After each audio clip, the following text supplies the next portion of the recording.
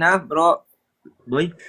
Sige tol, sige, si Tatalino, sige tol, ano yung... Ano kasi kahapon nagkaroon ako ng natin? debate doon, na ambush debate doon sa kabila. Hmm. Ngayon, ito yung paksa, yung sa 7, Isaiah 7:14. Yung namang kalaban natin hindi naman nagkaroon ng magandang defense o negative pag negative. Tanong ko Hmm. lang sana kung parang nabitin ako dun sa Sige daw tol, debate. sige daw. Ngayon, Oh, lagi ka nga may debate, nakikita. tingnan ko tingnan ko lang Pinagkagulo yung si ano. Tatalino eh. Tingnan ko Pambira lang ka, yung ano. Tatalino. Hindi, gusto ko kasi alam ko naman kayo yung may magandang stand din dito. Sige Gusto ko lang lang eh, ano marinig. lang Kumaga naman, ano lang takto naman, lang. hindi naman pandebate, brad ha, yung Sige, wag maganda mong nga yung bibitawan medyo yung pandebate matcha-challenge. ha. Para Kung may hindi, yung challenge. sa ano kasi sa 714, ang Hmm. naging hamunan nga kasi alam niyo naman paniniwala ko, 'di ba? Hindi si Maria tsaka si Hmm. Jesus yung Alma tsaka yung Emmanuel. Ngayon ang naging argumento ko ganito, 'di ba? Kasi kinuha ko yung buong konteksto ng 7. Hindi na ako nag-focus dun sa 14. 'Di ba sabi ni Isaias kay Ahaz, humanda ka, huwag kang matakot o mabagabag Hmm. man lamang.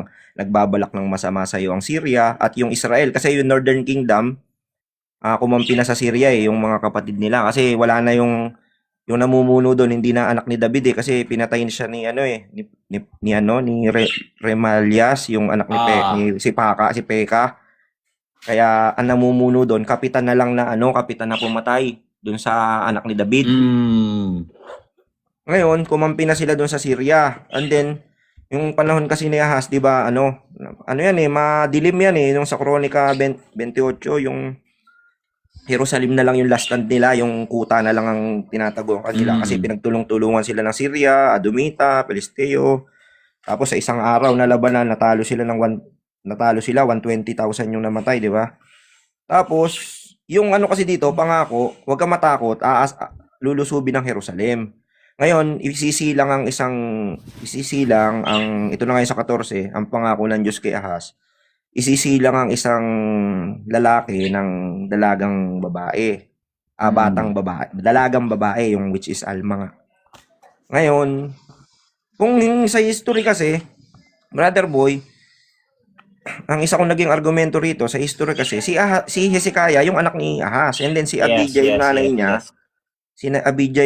si Abijah, anak kasi ni ano yan, anak ni, ang tawag dito, ni Sakaraya. Si Sakaraya, ang sabi dun sa Isaiah din, sa 8 yata, kung di nagkakamali, isang marangal na tao sa mata ng Diyos. Ngayon, pag marangal kang tao, di ba, sa panahon ng Israel, kumbaga, yung mga anak mo ay mga malilinis. Kasi pagka meron kang anak na patutot, hindi ka na wala ka ng karangalan, di ba? Yes, yes, yes. Oo, ngayon, since marangal si Hezekiah, ay si pangalan nito, si may kapangalan sa Bagong Tipan, si Sakaraya, ibig sabihin, birhen si Abijah. And then, yun yung napangasawa ni Ahaz, birhen, dalagang babae. And then, pinanganak si Hezekiah. And then, historically naman, yung Siege of Jerusalem nung 701 BC, Siege of Jerusalem, matagumpay na ni depensa ni Ahaz, historically and biblically, kasi mababasa naman natin dun sa Kronika 32, yung tapos, di ba, Manuel sa makatuwid ay sumasa atin or nasa atin Yes. ang Diyos. Ngayon, ang kasing Hezekiah, ang meaning kasi niyan is God is strength, o kaya strength of God. And then, Yung ano yung bang tawag labanan sa doon, mga pangalan na yan? yung labanan kasi, brother boy, yung labanan doon, nandun yung parang ito yung, parang keyword sa akin sabi ni Hezekiah, wag kayong mga lumiyanahanan o matakot man lamang, kagaya nung sinabi, parang kinote niya sabi ni Isaias doon sa tatay niya, bagamat nasa kanila ang bilang, kasi marami yun bagamat nasa kanila ang bilang, sumasa atin ang Diyos. Sabi ni Hezekiah. Ini-imagine ko nga yung kung paano mamuno yung isang hari sa labanan sa ganong para buhayin yung moral ng kanyang kakaunting sundalo dahil nga nasakop na sila.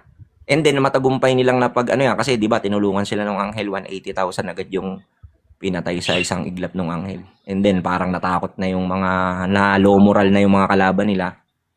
And then, ayan nga yung parang, naging parang sinumpa na rin. Hindi naman sinumpa, yung parang nagalit na rin yung Diyos dun sa Ephraim at Manasseh dahil nga tumutulong na sila, lumalaban na sila dun sa kanilang mga Hmm. kapatid, tumutulong na sila sa mga kalaban. Ayun, kumbaga Actually, paano, bro, pag dalawa ang yung ta- ano ko dyan, dalawa ang yung tamang argumento ko, sagot pero dyan, yung, bro, sige, sige bro. ang tamang sagot dyan, hindi mo dapat i-deny yung tinatawag na partial fulfillment. Kasi meron talagang doktrina yung Catholic Church na may partial fulfillment. Hindi mo yan i-deny as in literal talaga na may mga partial fulfillment at literal na may mga foreshadow na may mga tao talaga. Nasa Catechism, yan at si Cristo rin, hindi niya dinideny. Kunyari, si Solomon, siya ang katuparan ni Solomon, si Cristo. Pero meron talagang Solomon. Kaso nga lang, mas dakila nga lang siya kay Solomon. 'Di ba? Sabi niya, masdan nyo, ako ay mas dakila pa kaysa kay Solomon. So yung partial fulfillment nung dalaga dyan at nung ipinanganak niya, partial fulfillment, meron talagang ganon historically. Kaso nga lang, foreshadow lang ang tawag dyan. Hindi talaga sila ang katuparan. Kumbaga, paghahanda na yan sa Kristong darating at sa Birhen darating. Mas dakila yung paparating. Hindi, kuwari ako, magdiba tayo, sasabihin mo, hindi ko di-deny yan, bro. Kaso nga lang, may gagawin ako dyan, yung fulfillment.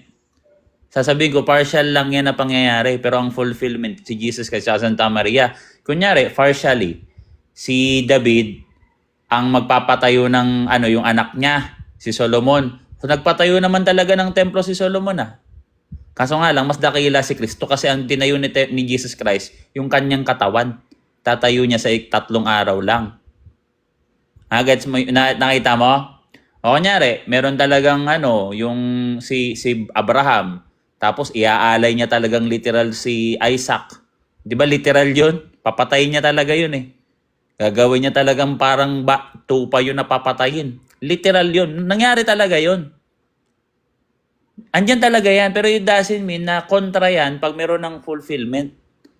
Kahit si Santa Maria, lahat ng babaeng santa sa Old Testament, nasa Catechism yan, si Santa Maria ang fulfillment. So hindi mo dapat i-deny yung mga ganyan. Kaso nga lang, ang i-stand mo dyan, merong fulfillment. Ganun lang naman yan, bro. Okay. Brother Boy, ang ibig mong sabihin, parang kumbaga ang istad sa Catholic, ang istad nyo, kumbaga pwedeng natupad din yan kay Hezekiah, pwedeng natupad din yan kay Jesus partially. Christ. Kumbaga kung tayong dalawang maglalaban, hindi mo ako tututulan. Oo, partial Sasangayunan mo ako, fulfillment tawag dyan. and then bubuo ka ng sarili mong argumento laban laban sa Kasi akin. partial nga Kung partial, meron talagang fulfillment. Kasi ang ginagawa ng Diyos dyan, yung mga pangyayari dyan, nagbibigay na siya ng paghahanda na may gaganitong paparating. Kunyari, kung mapansin nyo ang pananaw ng mga ng mga Pariseo, ang dadating na Kristo, sundalo, political, malakas sa digmaan. Bakit ganon? Kasi ang mga partial fulfillment na nakikita nila, sino ba yon? Si Judas Maccabeo. Nakikita na kasi nila yung bakas ni Kristo dyan. Ganon yung problema dyan sa intertestamental period. Di ba ganon yung mga matitinding problema nila. So ang inaabangan nila, kung ano yung magsosolve ng problema nila. Pero meron ng mga partial fulfillment, which is pati yan, nakabakas kay Kristo lahat yan. Si Kristo lahat ang bakas niyan. Kunyari, meron naman talagang literal na kinakatay na tupa para ialay sa Diyos. Tinatanggal yung dugo, inaalay, sinusunog yung taba. Talagang may ganun. Hindi mo tututulan na may literal na ganun. Pero yung fulfillment, si Jesus Christ. O kung merong mana sa Old Testament na bumabagsak sa lupa, literal yun. Partially. Ang gagamitin mo dyan, tinatawag na foreshadowing, tsaka typological, tsaka allegorical interpretation. Christological ganun yung bagsakan diyan, tol. Hindi tututulan mo yung nandyan na mga natupad diyan kasi natupad talaga yan Kumbaga di ba maglalatag ako ng ganon, patutunayan ko si Hezekiah yon. Kapag ka ikaw naman ang maglalatag, sabi mo, wala naman akong tutol sa'yo na si Hezekiah yan. Pero magbigay ka ng konsiderasyon na baka natupad din kay Kristo yan, and then magbibigay ka rin ng mga ebidensya mo. Parang fulfillment yun. Ang gagawin mo is ignoratio elictatio na style.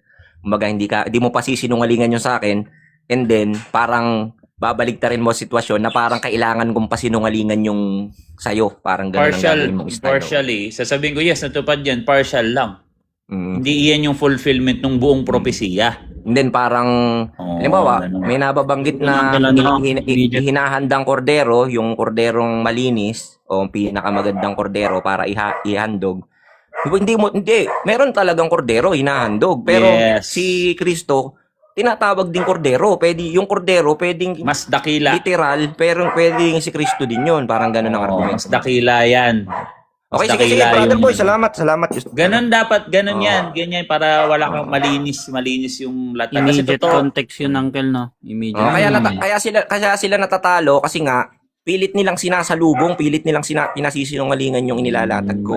tsaka hindi ko pa napanood yan. Baka sabihin na, hindi ko pa napanood. Pero yun yung sa akin, Hindi pala, wala pala akong karapatang magsabi nga. Kung ako ang makakaharap mo, ganun yun. Kakalabasan ng debate talaga natin dyan. Ba't ko tututulan yan? Nasa CCC yan eh.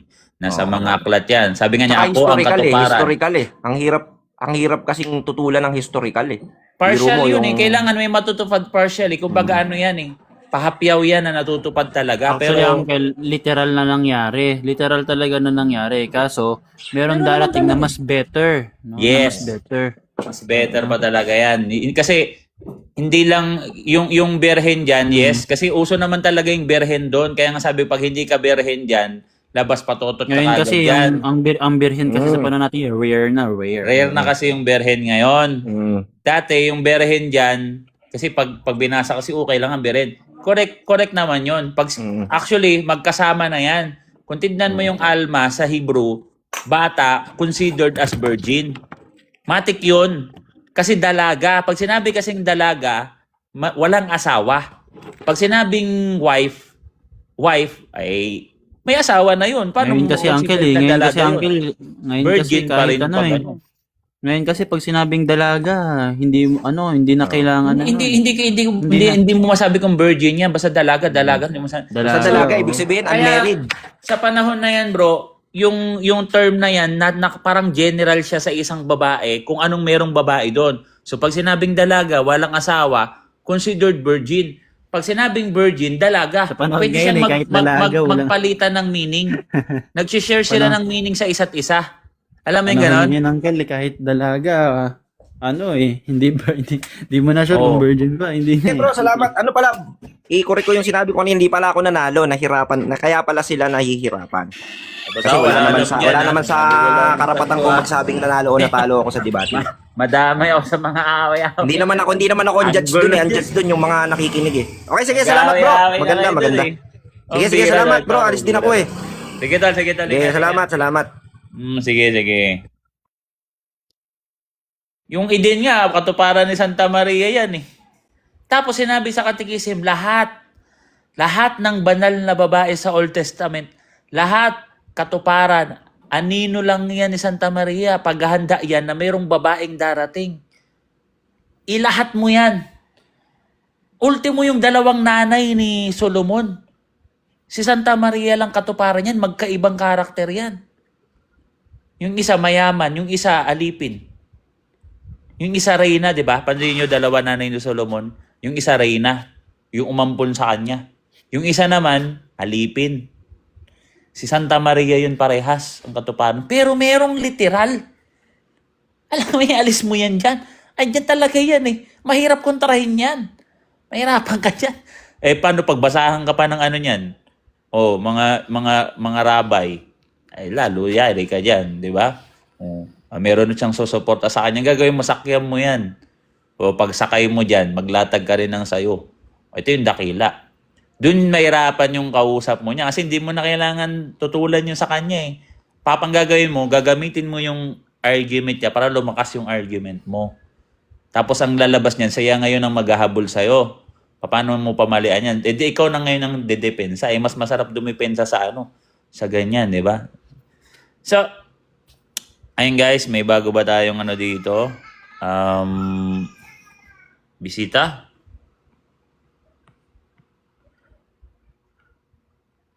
So, ayan ito nyo O, sabi niya, nangaaway kami. Hindi, depende talaga sa kausap namin yung yung approach namin. Di ba? Depende sa kausap namin yan. Ay, hindi na nga namin away. Enemy ng lahat yun Take note si Tatalino. Mortal enemy ng mga Katoliko. Nike.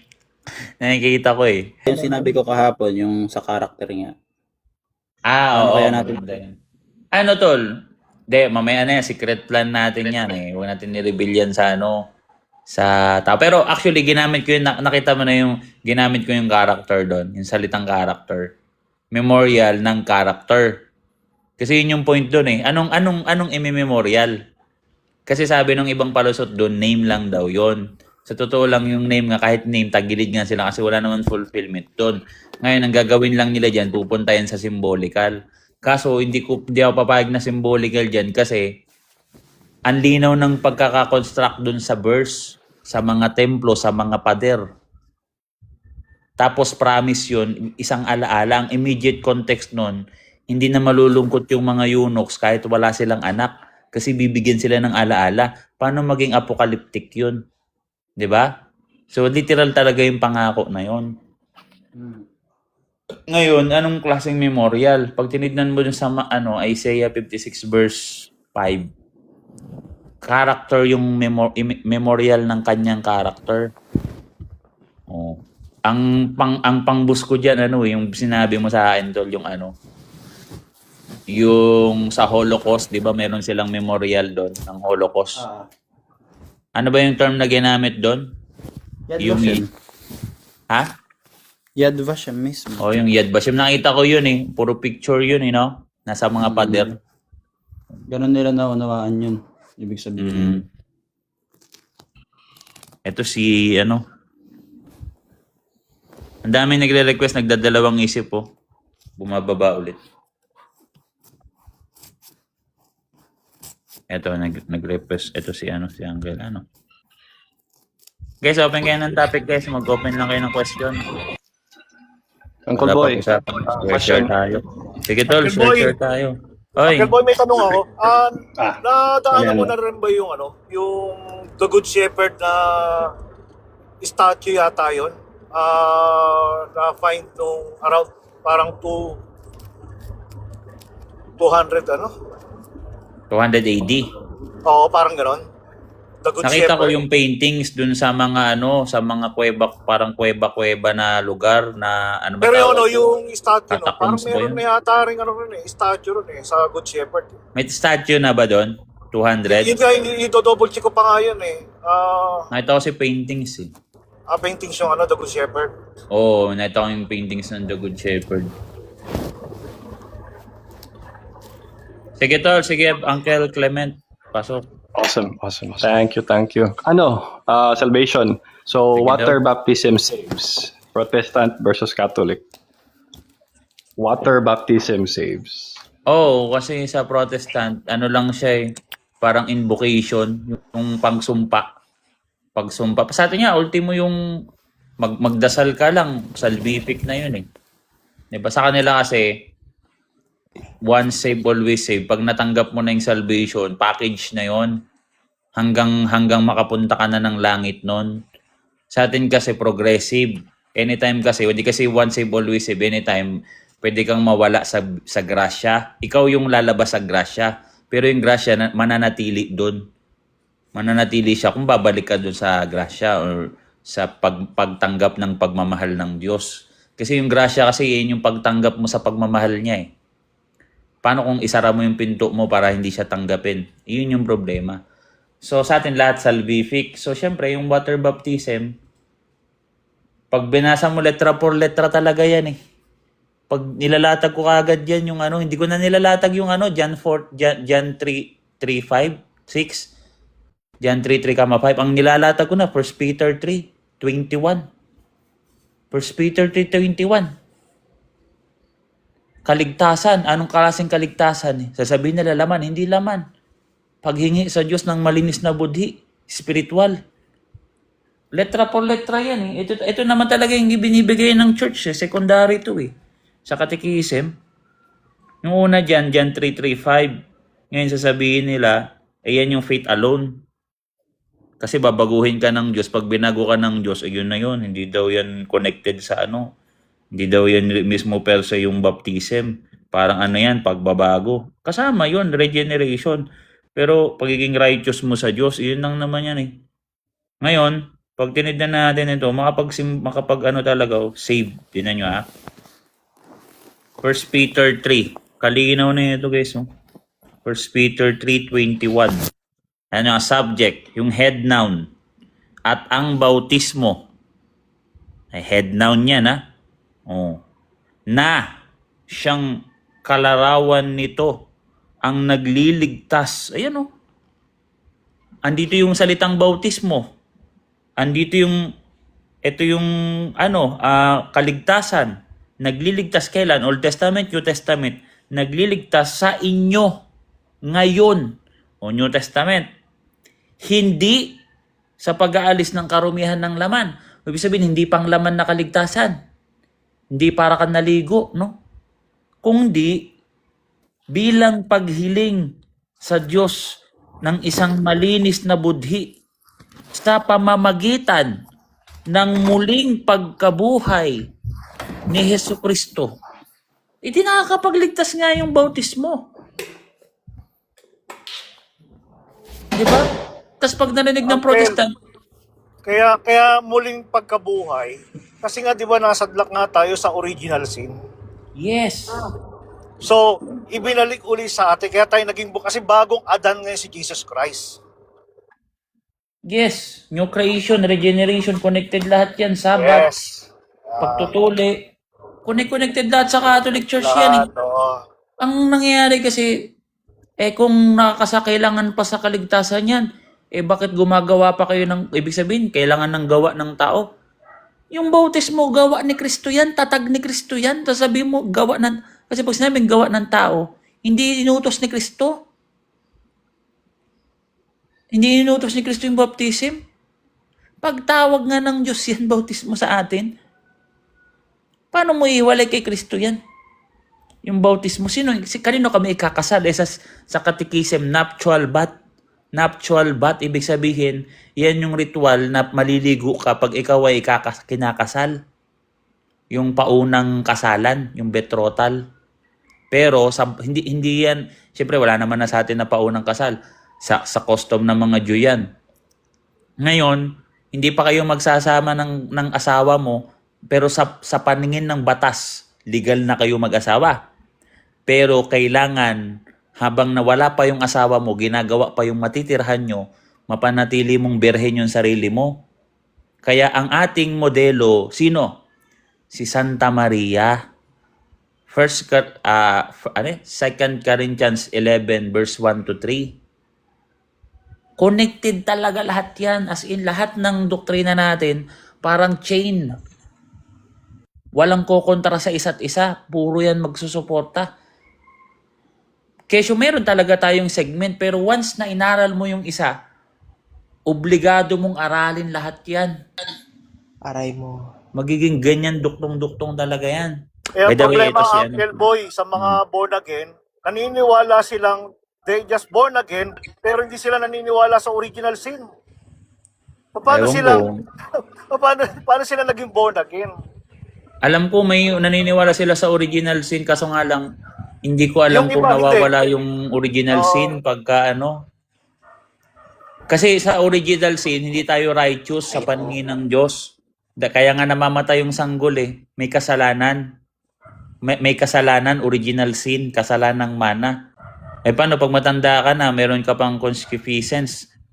Pabigat pa yan sa paglalakbay mo kasi attraction yan ng kasalanan Na-attract ka sa mapaggawa ng kasalanan. Yan ang wala kay Santa Maria, inalis yan. Yung mga... Ay, sige, brother, Rimp. Sorry. Ano yung church mo, bro? Wala po. Nag-ano lang ako, may kinakausap lang po ako sa kabila ko pong cellphone. Sorry. Kala ko. Sige, pero pagkatapos mo may pag-usap, pwede ka may pag-interaction dito, bro. Sige po. So, yun. Nakapagligtas yung bautismo. Sige, Uncle Boy. Follow-up question. Insufficient ba ang sacrifice ni Jesus? Hindi insufficient, kaya nga damay yung baptism Kasi kung hindi pala nakapagligtas ang bautismo, insufficient. Kasi ikakasal ka kay Kristo dyan So kung ikakasal ka kay Kristo tapos walang kaligtasan, hindi worth it si Jesus Christ pakasalan. Insufficient na yan. Kaya nga sufficient. Actually, tignan nyo yung joint declaration ng Catholic Church. Clear talaga ng Catholic doon. Sabi ng Catholic doon, wala kaming ambag sa salvation na ginawa ni Kristo, pero nagre-response kami sa ginawa niya para matanggap namin yung biyaya niya sobra-sobra pa. Actually, hindi yung sufficient ang sinasabi natin doon, hindi rin sakto. Ang tawag natin doon, dakila. Dakilang biyaya. Pag sinabing dakila, sobra yun. Hindi mo nga yun kayang tapatan. Kaya hindi mo kayang tapatan yung pagmamahal ng Diyos. Lalabas kung kaya mong mas dakila yung pagmamahal mo sa Kanya kaysa kaya niyang ibigay sa'yo, lalabas niyan, mas malakas ka sa Diyos. Kasi kung sakto lang, kung sakto lang yung Kanyang biyaya, kaya mo palang tumbasan yun.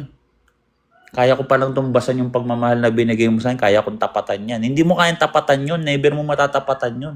Diyos yun eh. 'Di ba? So, sa doktrina natin, katunayan talaga na ano talaga, yung biyaya, sobra-sobra. Hindi mo na kayong kayang bayaran. Hindi mo na yung kayang tumbasan. Sinong may kakayahang bayaran yung ginawa ni Kristo? Walang may kakayahang gumawa na kaya niyang bayaran yung ginawa ni Kristo. Kasi tignan mo, pag magkasala ka, manghingi ka ng tawad, papatawarin ka, bibigyan ka niya ng tinatawag na sanctifying grace para totally malinis ka talaga.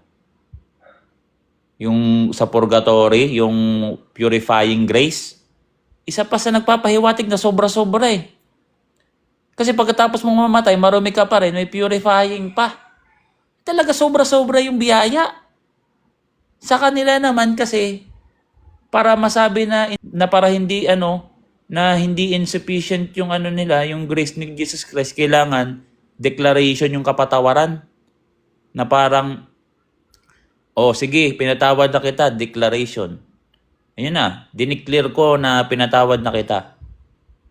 Parang nawala na yung justice, tsaka yung tinatawag na pagdidisiplina ng Diyos.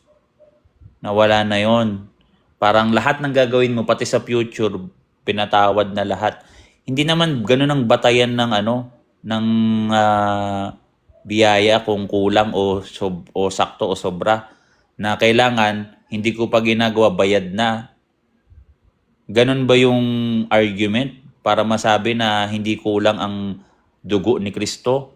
Kailangan lahat ng gagawin ko sa future, hindi ko pa ginagawa, pinatawad na.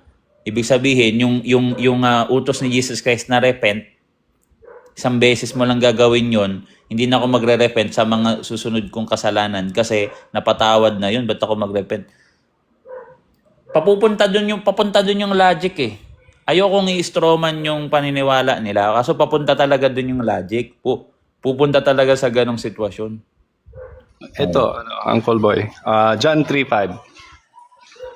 Ano yung question mo sa John 3:5 sa baptism yan, di ba? Yes po. Be baptized. Ano yun? Actually, wala naman sinabi dyan na ano ba yung counter nila dyan? Hindi ko mag-gets eh. Ano yung counter nila? Salvation. John 3:35.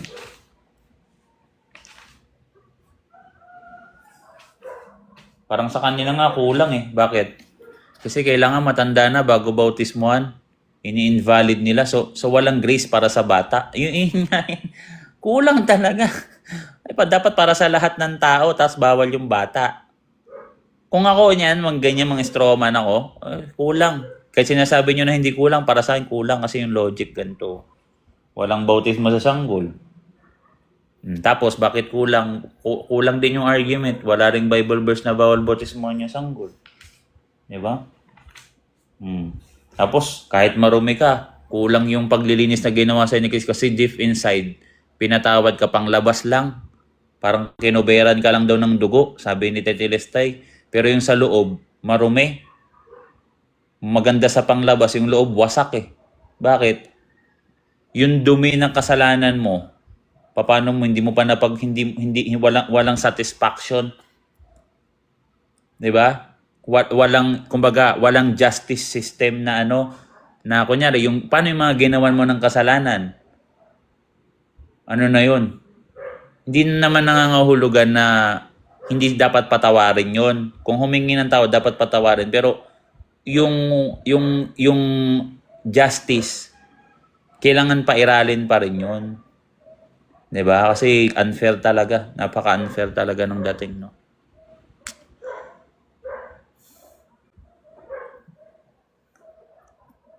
So yun bro, baka ano ka pa? Sige, may ano pa. Bago tayo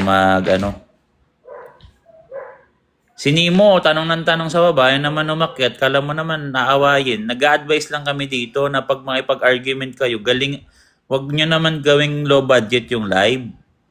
Makipagtalo kayo naman ng maayos. So kung ayaw nyo makipagtalo, pwede kayong magtanong ng magtanong. Para kayong kawawa dyan. Comment ka ng comment. Hindi nga kita pinapansin. Comment ka pa rin ng comment. Di ka ba naawa sa sarili mo? Pwede nonsense yung comment mo. Para naman akong suplado dito. Makyat ka dito sa taas. Ako nga, nagko-comment nga ako kanino kay Joros. Di nga ako pinapansin eh. Niakyat nga ayaw eh. Sabi ko, bro, paturo nga ako. Bible study tayo. Turuan mo nga ako ng doktrina nyo. Ayaw nga pansinin eh. Actually, Uncle Boy, no, dito sa live mo, itinataas nga natin yung antas ng kaalaman nila. Kasi sila, gusto nila manatili dyan sa ganyang posisyon eh, no? Yung puro napakababaw ng argumento, puro ad Ito hom, naman. no? Pero dito sa live na to, hindi. Magano lang naman tayo dito. Tuturo. Wag lang kayo na kasing lumaban ng debate. Kasi pag lalaban kayo ng debate, nakikita nga namin may mga mali. Ito si Wings. Nemo, may Wing. mabasa ba sa Biblia, Iglesia Katolika kasi kapag tunay dapat Wing, ano yung nakasulat church sa mo, Biblia. bro? Catholic ka rin? Wing? Nemo, Wing, narinig mo ako, bro? Nemo ka? Ikaw si Nemo? hindi. Akala ko yun. Ano yung church mo, bro? Welcome sa live, bro. Welcome. Church. Katolika. Yun. Welcome sa live. So, yung argument niya saan lang mabasa eh. Hindi naman nga ganyan method namin eh. Nababasahin mo lang. Actually, sinasakyan na lang namin yung hilig nyo. Actually, si St. Ignatius, hindi niya binigay may yung... tanong ko rin sa'yo, Nemo. Teka lang, Dola. Hindi niya binigay yung Catholic Church dahil may nabasa siya na Catholic Church. Mas malalim yung diyan ni Eusebius Unawa diyan. Iyan yung binibigay namin sa inyo, yung Christocentric. Kasi pupunta sa Christocentric yan eh. Kung nasaan si Kristo, nandun ang Catholic Church, ang Katoliko. Bakit? Siya yung sentro ng whole universe. Siya ang nagvivine ng lahat. Langit at lupa. Tapos gusto nyo, babasahin lang. Pag binasa naman namin, wala, nga. Tapos wala na kayo natutunan. Binasa lang eh. Mabasa ba? Tingnan nyo yung way ng pag-aaral ng Protestant, guys. Kailangan mabasa lang. Actually, Uncle Boy, yung binabahagi mo sa kanila, no, yung sineshare mo, hindi naman to kwento-kwento lang to eh, no? Ano to, base to sa mga theological knowledge, no? Yung malalim na pag-aaral. Imagine mo, ginagamitan pa ng mga hermeneutics, ng mga allegorical, no, Nililibot foreshadowing. na nga natin. So, yan yung Nililibot the na. way na dapat talagang pag-aaral. Actually, basic pa nga yan eh, napakababaw pa nga Basic yan. Ako, Pero mga kung pinagdadaldal ko. mag-aaral kayo ng Nako. theology, nako, dudugo utak nyo dyan. Mga Pero yung pinagdadaldal ko binibigay dito, wala ni pa. Uncle Boy, no? Sana ma-appreciate ninyo kasi hindi naman kayo binabahagian ng kwento-kwento lang to ng sarili niyang pananaw. Kundi ito yung malalim na pinag-aaralan. No? Kaya sana ma-appreciate ninyo, no? Hindi nyo pa pwede sabihin walang laman yung sinasabi rito ni Uncle Boy. Yung Kasi yun nga alam, allegorical. yung allegorical sense, pag Malalim tinanong yan. kayo, hindi nyo alam yan. Malalim yan. Patungkol kay Kristo yan. Ay, hindi lang yan, Malalim Uncle. yan. Marami pa yan. May anenorgical sense pa. Actually, apat yata yun. Basta marami yan. Anegogical. Under ng spiritual. So marami yan. Tapos meron pang interpretation. mga hermeneutics pa yan. O pata sasabihin nyo, Madami pa. out of context pa yung host. Pambira, hindi nyo nga alam kung ano yung hermeneutics ng talata. Yung nasa CCC, ano lang yan, primary pa lang yan. may mas malalalim pa na ginagamit yung method ng ano diyan ng church, mga theologian, may mga term pa sila. Madami kaming term, actually mayaman kami sa terms. Ang tanong, Uncle, yung mga pastor bang pinakikinggan nila, ganyan ba the way sila bina-Bible study o lab-lab lang na kunwari? Lab-lab yan. Pakunwaring lab-lab na lang. Parang si Chris Aquino dati nung nanonood ako ng Chris TV ba yon?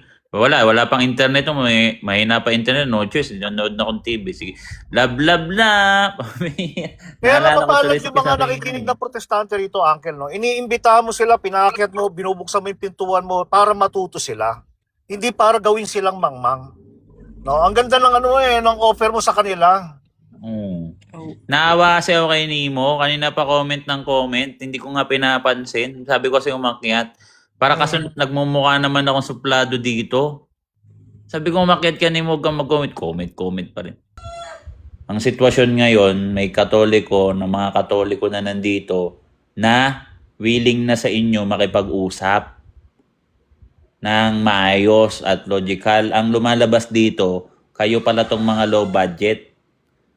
Tapos gusto nyo pang aralan yung mga kaibigan namin katoliko na hindi nga kayo makapalag sa amin dito. Hindi nga kayo makaakyat eh. Kaya wag na kayong magpunta sa mga kaibigan namin katoliko. Hindi talaga kayo worth it. Mag-set as example na lang kayo. Set as example na magmagawa kayo ng mabuti. Yun, gano'n na lang. Sa aral, wag na lang. Kasi wala. Niloloko nyo lang sarili nyo. Hindi kayo nahiya na papangaralan ko to, samantalang yun nandun, hindi man lang ako makipag-usap. Yung isang katoliko dun, di ba? Hindi man lang ako kayang humarap sa kanya. Bible study. Gusto nyo yung sukol nyo. Di ba yan? Di ba parang unfair yan? Yung ginagawa nyo, susukulin nyo yung mga tao, yung mga tricycle driver. Tapos pag tinanggihan pa kayo kasi nasa oras ng trabaho, feeling nyo, hindi maka-Diyos yun. Di ba? Pag hindi kayo pinansin ng mga namamalengking katoliko, namamalengke, tanghalian, magluluto, sisigaw-sigaw kayo sa palengke, may dala kayong lata. Hindi maka-Diyos yun. Pangangaral kayo sa mga train station, kung ano-anong papangaralan nyo, napapasok sa trabaho, pag hindi kayo pinansin, hindi sila maka-Diyos, ayaw nila sa Word of God. Ganyan kayo eh. Ngayon, nandito ako. Sige, tara, Word of God. Sige. Ayaw nyo naman. Talaga itong mga Hindi ko alam kung saan ako lulugar sa inyo. Di ba? Doon nga sa sa bus eh. Ang bira, hindi naman naintindihan yung sinasabi. May mic, kaso hindi man naintindihan talaga. Wala naman ako naintindihan eh. Mangingi pa nga kayo sa amin. Pag hindi kayo binigyan, masama pa loob nyo. Paano kasi? Bibigyan namin yung mga pulube. Kayo hindi naman talaga kayo bigyan eh. Kasi tingin namin sa inyo. Imbis na magtrabaho kayo. Ay, Uncle Boy, may tanong daw to Ginagawa. si Rim. Ay, ikaw rin. Sige, rin. Po ito, it's about naniniwala po ba kayo sa cleanliness is next to godliness? Kasi may mga nakikita po ako ditong Pentecostal na halos lahat yung suot nila kulay puti lang. Ayun lang. Puti. Di ba tayo magmukhang nasa langit na yan? Pag nakaputi na tayo lahat nito. Para namang weirdo naman na yan. Paano yung ibang kulay? Mahirap kasi sa mga ganyang tao, Uncle. Pakitang tao at tawag dyan. Kumbira, Gusto lang nilang magmukha silang malinis sa panlabas. para tayo nasa Book of Revelation ito. Pag tayo nakaputi pa tayo mga multo nito lahat. Pangit naman nun. Ano naman yung gagawin natin sa ibang kulay? Itatapon na natin yung mga ibang damit. Paano naman yung mga nagninegosyo? Meron silang kulay, binibenta na kulay red. Paano yung uniform sa mga civil mga trabahador dyan, may mga color coding sila. So, ibig sabihin, hindi na sila banal. Hindi yan sa pangsuot kasi yung sinasabi ng Jesus Christ dyan. Meron proper way sa mga clergy. Ang tawag doon, banal na kasuotan. Sa Old Testament, meron na noon. Tapos may mga meaning yun. May mga simbolo doon, may mga sulat doon, kagaya nung kiro. Isa sa paborito kong symbols yun, kiro. Kasi ginagamit dati sa mga kalasag yun eh. Pero hindi rin lahat yun puti. Sa mga Orthodox nga, naka-black pa. Black symbols as holy din yun. Yung pagpapakumbaba, holy, parang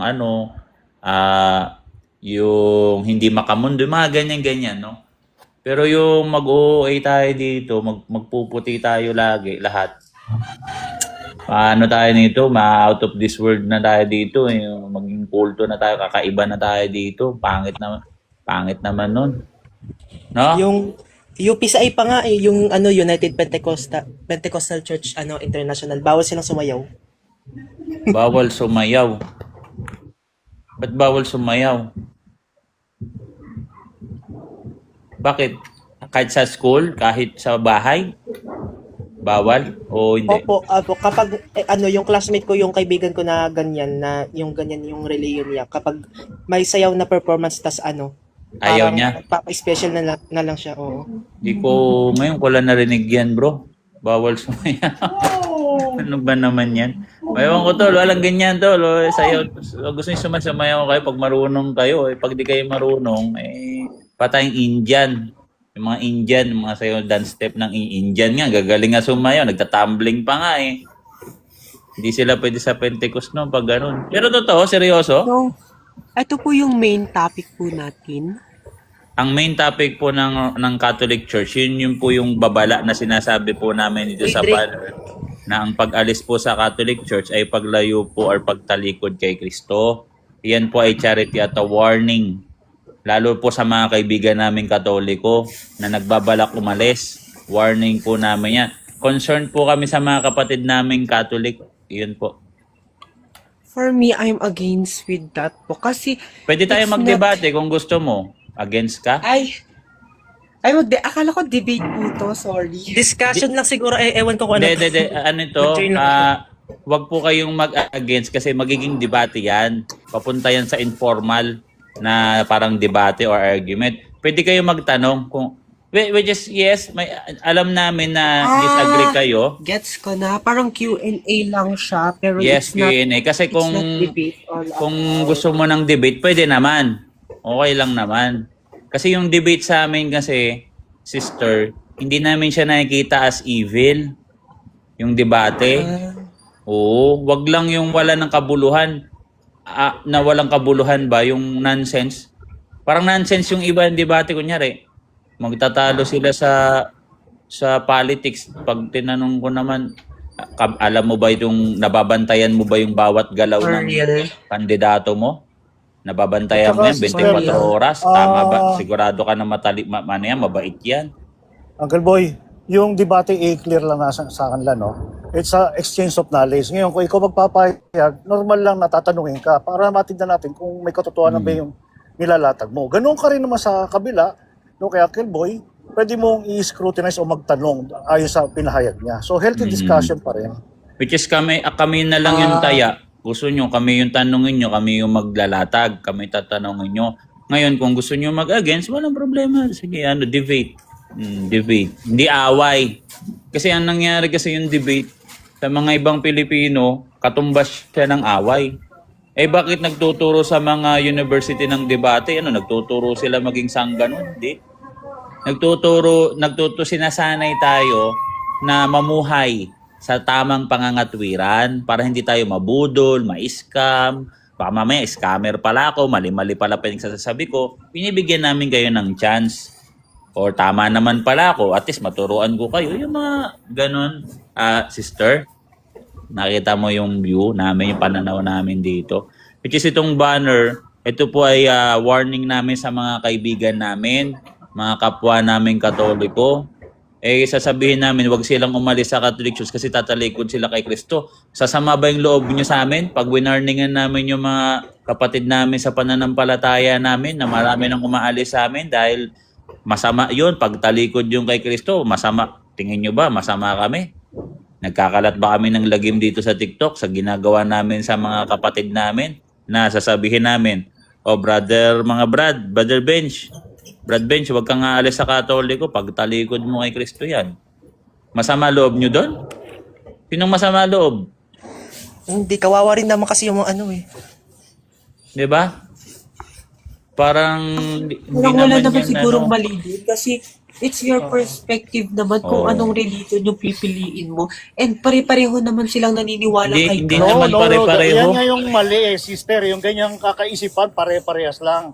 Yun na naman yun nga yung nagsabi gusto sa'yo. natin itama rito. Iisa lang naman ang tinatag na iglesia ni Jesus Christ, pero para sa inyo, napakarami, which is mali. No? So, yun yung magandang pag-uusapan. Ngayon, eye-opener na rin to sa mga nakikinig at sa'yo na rin. Magtanong ka, then sasagutin ni Uncle Boy. Paano Ganun naman lang, para at least naging, maliwanagan ka. paano naging parehas? Ang lalayo nga eh. Magkaiba, O, kunyari, malayo. Para yung yung Baptist, OSAS. Yung born again, faith alone, hindi naman OSAS. Magkaiba yan eh. Sa Catholic Church, hindi naman kami faith alone, hindi rin kami OSAS. Ang lalayo kaya mga dogma at doktrina pinagkaiba. Siguro dun sa main, kagaya ng Trinity, yan. Masaya kami na Trinitarian kayo. Yung iba, yung iba hindi na rin Trinitarian. Talaga malabo pa sa tinta ng posisyon. Ang layo talaga.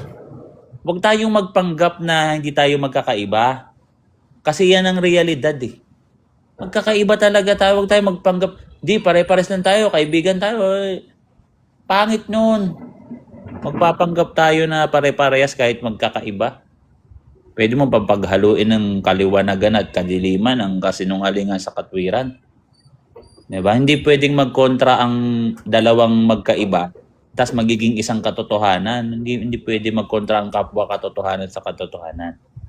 So sige sister, total andito ka naman, pwede ka naman magtanong dito. No? Sa aming live, baka mamaya naliligaw ka na rin ng landas. Magagalit ka ba sa amin pag sinabi namin, sister, baka naliligaw ka na ng landas? Charity yan, no? May iba kasi minamasama eh. No? Ba't nyo minamasama yung nandito kami nakalagay dyan? Ang pag-alis sa Katoliko, pagtalikod mo kay Kristo. Anong masama dyan? Nagwa-warning kami sa mga Katoliko na gustong umalis. Pwede ka magtanong dito, sister, no? Eto So, tuloy tayo. Ano na ba yung kanina? Topic? Yung pagsayaw ng mga Pentecost. Sino bang tropa kong Pentecost dito? Papalin ako. Pinabuwalan niyo sumayaw yung mga kamiyembro nyo. Si Pentecost yun eh. Hindi, magkakaiba ng Pentecost din, tol. Yung mga minor doctrines nila, magkakaiba. Hindi naman lahat ng Pentecost nagbabawal sila sa pagsayaw. Baka may naligaw lang na isang grupo na nagbabawal sumayaw. Kasi wala akong nabasang ganyan eh. Reformatist ba yun? Yung reform? Yung parang Reform? reform? Oo, ayun. Reform. Kasi yung paniniwala ng United Pentecostal Church sa pagdating sa sa nga pala yung debate by Trinity. Yung sa kanila, si Jesus lang talaga yung nila, Diyos. Ayun talaga, walang Father, walang Yan? Oo. Oneness, Pentecostal oneness. Ayun, Meron ding oneness, Pentecostal na tol, na Trinitarian. Matitino pa yun sila.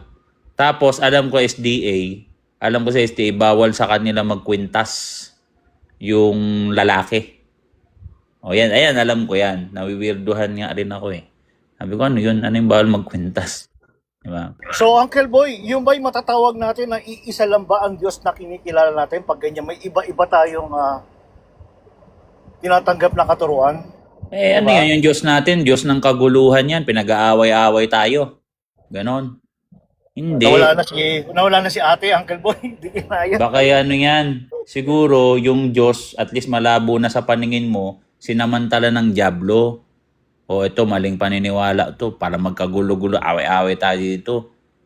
Diba? Tapos malayo na sa tunay na iglesia. Kasi pag nalayo ka sa Catholic Church, panalong-panalo yung demonyo dyan.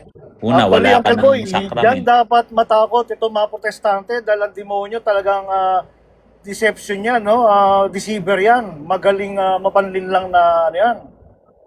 Oo. Iyang sasabing love na yan, baka paimbabaw lang yan. Pero sa katotohanan, ilalayo ko talaga kay Kristo. Love. Pambihira. Oo. Love lang tayo, guys. Huwag na tayo Magaling mag-aaral. na deceiver yan, ng Diablo. So, ingat lang, no? Ganun na lang gawin natin. O sige, laban na. Tara, wag na tayo mag-aral. O, sige, mag-confess na. Sabihin mo, ano ka, mabait ka. Tapos ako, binago ko ng Diyos eh. Ganon. Dati, lasinggero. Ngayon, ako, born again na ako, binago ng Diyos. Anong mapulot ko kayang aral dun? Hindi, kahit ako, Uncle Boy, dati rin ako lasinggero eh. Pero bakit nanatili pa rin akong Katoliko? Kung Kaya ganun nga lang walang ang ang aral eh. Common yun eh sa atin eh. Common yun sa taong gusto magbago. Yeah.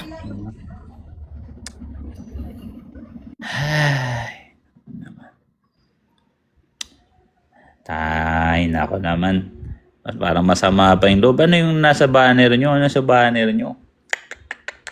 Ang bira talaga to mga to. Anong gagawin namin dito? Catholic kami. O ang pag-alis sa Catholic Church ay mabuti sa paningin ng Diyos. Ano kayang gagawin? Eh kapag ganyan, Uncle Boy, sasala tayo rin sa talata, no? Ang manatili hanggang wakas sa siya maliligtas. Eh dapat Yes. palitan na pala natin yung talata pag ganun. Palitan Kapag na. lumabas ka, may kaligtasan ka pa rin. Oo. Pag di ka nanatili hanggang uli. Kailangan Palitan na namang natin yun. kiraan namin yung relihiyon namin. Ano bang ina-expect kasi ng protestante? Ano ba kasing ina-expect nyo sa amin? Pag nandito kami, ano bang expectation nyo? Maglablaban? Actually, yan, no, congrats no sa mga nananatili hanggang sa wakas no speaking. No, ano yan, Matthew 24. Ang magtiis hanggang sa wakas siyang maliligtas. So kaya pinahintulot, actually maliit na bagay nga lang yung pinahintulot, pero matagal yung epekto ha. Maliit na bagay pero matagal yung epekto kasi dati alam ko yung pinahintulot ng Diyos, persecution, physical, papatayin ka. Kung ayaw mo mamatay, tumalikod ka. Ngayon naman, hindi naman physical, emotional, verbal, pinipersecute tayo. Kasi persecute, tuloy-tuloy na pag-uusig, gano'n. Tuloy-tuloy. So yung pag-uusig na ipinahintulot sa atin ng Diyos, basic lang. Uusigin lang yung pananampalataya mo, susubukin niya ng dyablo. Kung ikaw ang anak ng Diyos, yung philia, yung pagiging anak ng Diyos, tayo, anak din tayo ng Diyos eh.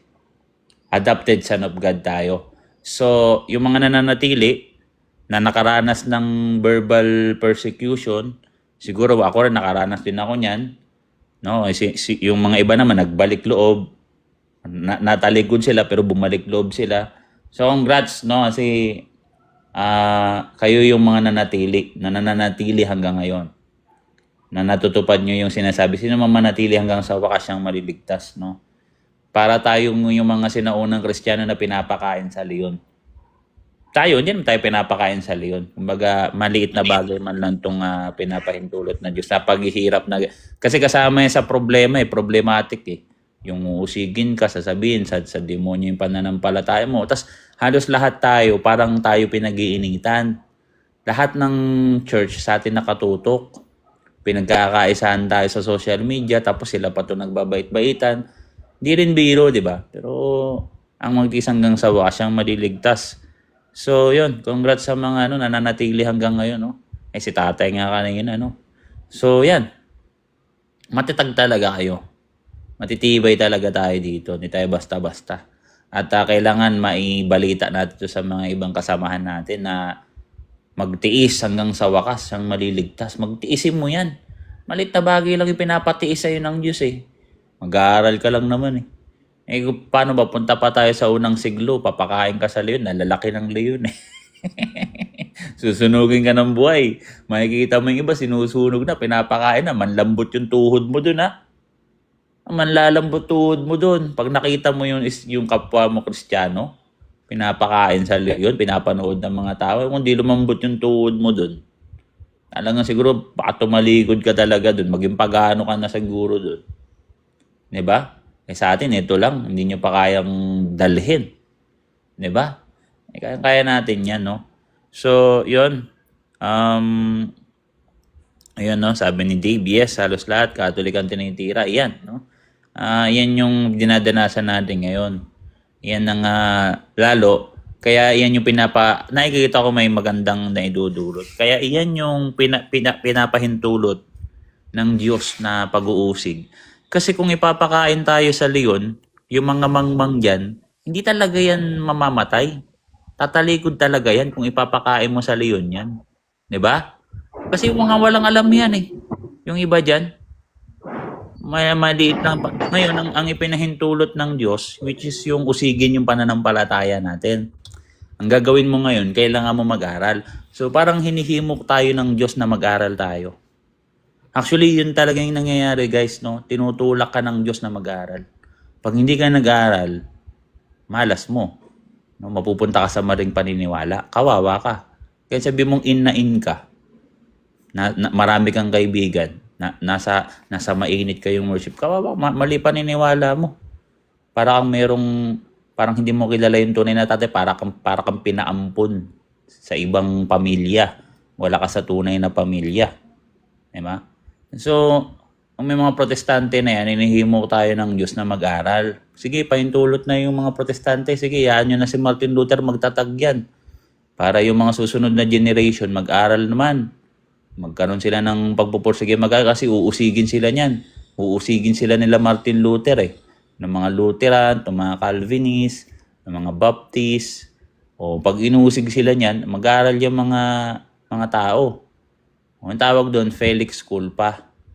Kasi kung hindi tayo inuusig, baka hindi ako mag-aral. Hindi naman ganito yung gusto kong profesyon eh. Di ba? Oo.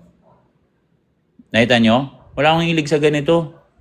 Dati, iba yung gusto kong profesyon. Gusto ko maging animationing. Maggawa ng mga anime.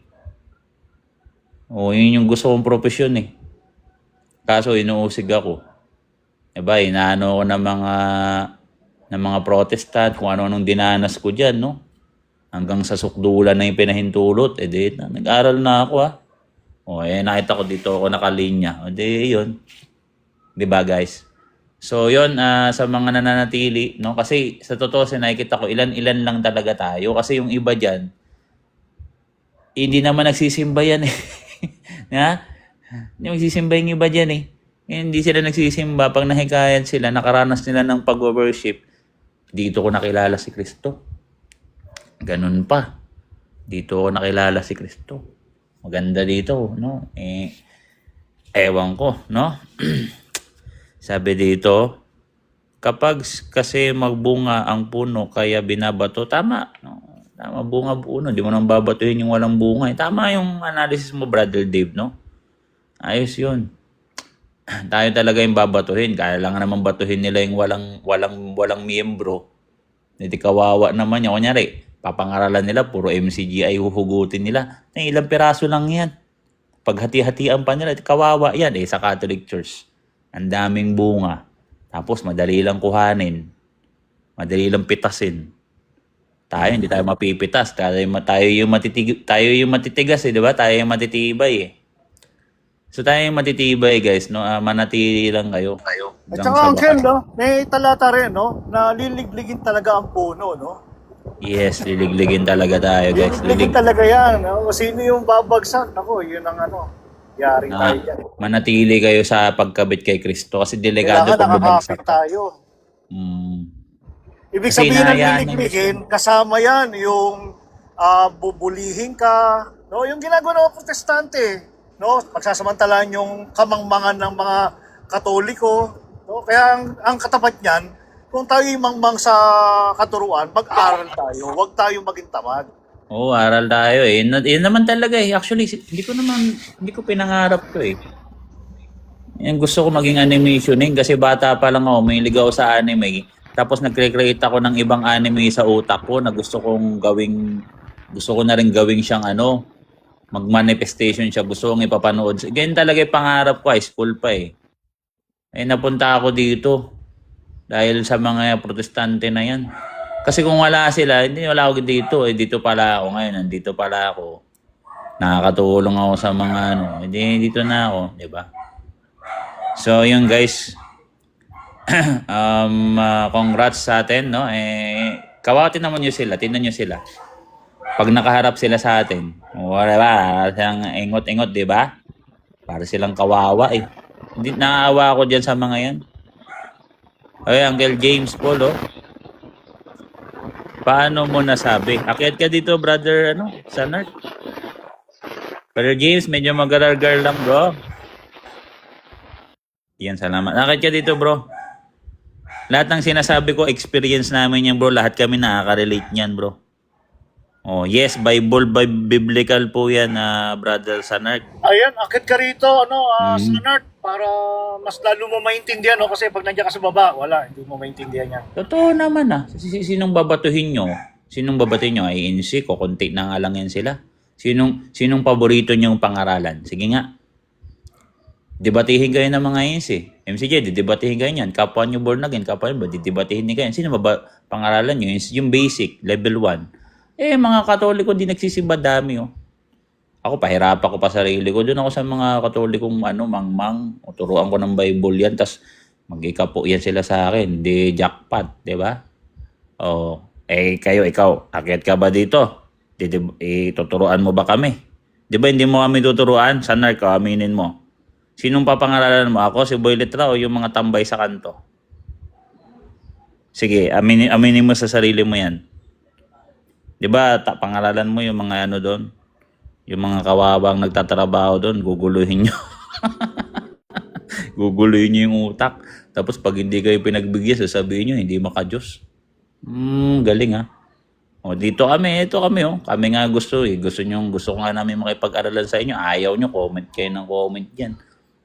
Kami yung, matatatag talaga dito. No? Nililiglig kami, hindi kami basta-basta bibigay. Nakasalig kami sa pananampalataya ng magisterium kay Peter. Sabi kay Peter, Luke 22 verse 32, 31 to 33. Narito, Simon, Pedro, narito. Gustong ligligin ni Satanas kayo tulad ng isang trigo. Diba? Ngunit ako'y nananalangin para sa iyo. Iyong pananampalataya ay huwag mawala. Kung makabalik ka, palakasin mo ang iyong mga kapatid. Kung sino yung malakas, tulungan niya yung mahina. So pinalakas kami ng magisterium. Okay? Ng church, ng mga mangangaral namin sa simbahan. So papalakasin din namin yung mga mahihina. Diba? Kaya yung banner na yan, huwag sasama loob nyo. Sabi pa, judgmental pala, ibang Katoliko, ginawa akong, Judgmental pala, ibang Katoliko, ginawa akong Protestant. Hindi sinabi ko bang Protestant? Kasabi ko, umakyat ka para mag-usap tayo. Bakit? Tingnan mo yung comment mo. Paano mo yan nasabi? Ikaw nga judgmental eh. Bible relate ba yan? Sinabi ko bang Protestante ka?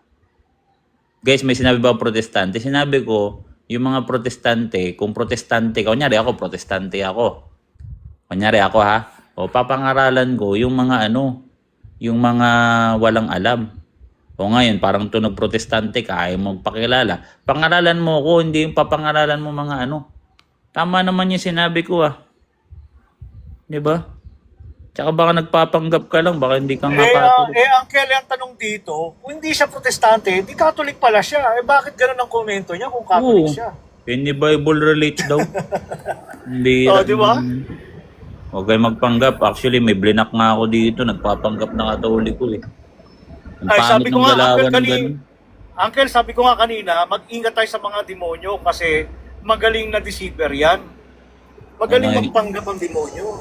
Nagpapanggap na Katoliko, pambira. Katoliko ako, mali aral mo.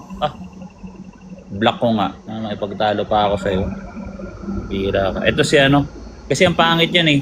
Parang ang gagawin yan, tignan nyo yung kapwa Katoliko, nag-aaway. Tactics nyo. Ito si... Pinakit nga natin, Uncle pinakit natin, no? Bawal daw magtanong sa kapwa Katoliko, pambira. Kanina pa nga ako paakyat ng paakyat. Sabi ko, akyat. Mute ka na nga lang. Bira ka. Pinabaligtad mo yung sitwasyon eh. Brother, Lugaste, ano yung church mo, bro? Parang familiar sa akin si Lugaste, Roman Catholic. Ikaw yata yung nakakakwentuhan ko dati, no? Matagal ka na nang nawala eh. Kamusta, bro? Kamusta? Okay naman, okay. Pakailan si Sanar. Nakikinig kung saan-saan. Mm-hmm. Nakapate sa yun. Dito kami, gusto ng mga protestante, love-love. Nagre-reklamo. Masama daw ugali natin, tol. Kasi pag alis mo sa Katoliko ay pagtalikod kay Kristo. Masama ba yan? Wawarningan namin yung mga kapwa nating Katoliko. Masama daw yung judgmental daw tayo, tol. Totoo naman talagang pagtalikod niya kay Kristo. Ay, anong gagawin namin? Ang pag-alis sa Katoliko ay pagpunta kay Kristo, ganon? Ganon yung gusto nyong marinig sa amin. Ano ba naman? Ang gagawin mo? Tapos, mabait na kami. Love-love na. Lokohan yung gusto ng mga to. Lokohan. Catholic Church is the only church founded by Jesus Christ. Historically, biblically. Historically, pag narinig nila yung salitang history, parang feeling nila, niloloko sila eh. No? Sabi, history. Oh.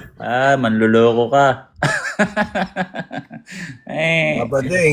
Dapat yung mga inungod-ngod dun sa altar ng ng Vatican. Tingnan mo sino nakalibing dyan. Ewan ko, tol. Pag sinabing history to, lalayan, yan, scam, Bible lang. Alam mo ba, Uncle Boy, taktika ng demonyo yan no? Ang burahin sa kaisipan ng tao ang history, no? Kung paano nag-exist si Jesus Christ. Iyan ang malinaw, no? Pag sa demonyo, ayaw niya na may footprints ni Jesus Christ sa nakaraan. Gusto niya, no? Yung hindi kilala si Jesus Christ mismo, kaya kita mo mga protestante, anong tanong lagi sa ating mga Katoliko, bakit kayo may imahe? Nakita nyo ba si Jesus Christ? Oo nga, no? Connected, Oo. Anong silbi pa nung nagkatawang tao si Jesus Christ? Parang yung mga nag-effort na mga sinaunang Kristiyano, kakalimutan na natin sila. Hindi naman natin alamin yung kasaysayan natin. Ito na lang yung pinakamadaling basehan yun eh. Si Cesar nga ay naiukit sa bato at sa coins. Jesus Christ pa. Ano ba naman? Ay, nako. Basta sana kakyat ka dito, bro. No? Kung talagang Katoliko, akyat ka. Ganito ha. Kung hindi ka Katolik, hindi ka akyat. Kung Katolik ka, pag Katolik ka talaga, umakyat ka, tapos naniniwala ko Katolik ka. Sige bro, akyat ka bro. Tinan ko. Hindi talaga Katolik yun. Hindi naman umakyat eh. Huwag kasi kayong magsabi ng Katolik pag hindi. Pangit yung ganyan. Nagsisinungaling kayo. Papanagutan nyo sa Diyos yan. Ano to, Uncle Boy? Panatik ni Tetelestay yan. Ay, good afternoon. Panatik ni Tetelestay yan. Nakita mo? Oo. Sinungaling Meron siyang may repost siya nung kay Tetelestay. O, Ano ba panatik to? sinungaling. Pambihira ka.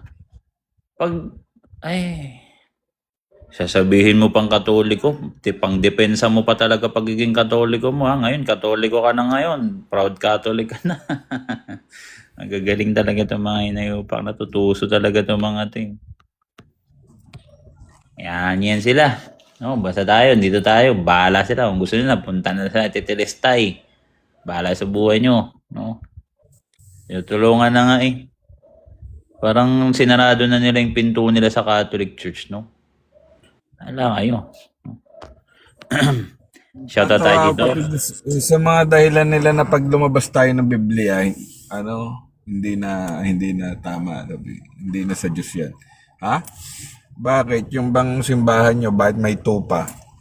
May tupang nakalagay na ganyan. Sinabi ba na sa Biblia na maglagay kayo ng tupa dyan sa mga ganyan, building? Na drawing? Ayun sa Inti, no? May tupa dun eh. Kalokohan yung sasabihin yung bawal lumabas sa Bible kung mag-uusap tungkol sa Diyos at saka sa tunay na reliyon. Actually, kung titignan natin yung tinatawag na apostolic tradition, yung tinatawag na deposit of faith, sinasabi ko nga, wala kang makikita na unbiblical dyan sa oral tradition na deposit of faith. Puro yan biblical din.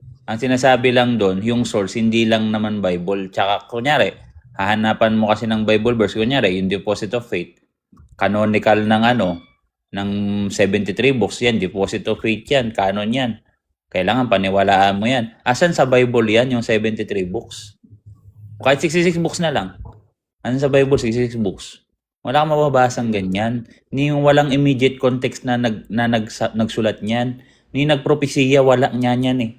Ni New Testament, wala nga, hindi nga pinag-usapan ng mga apostol yan. Old Testament, hindi nga pinag-usapan yan. Nasa future, magkakaroon ng pagsasama-samahin, Old and New Testament, apostol, at wala nga ganun eh. So, doon papasok yung tradition. Pero biblical ba? Yes, kasi Bible nga yun eh. 73 books nga eh.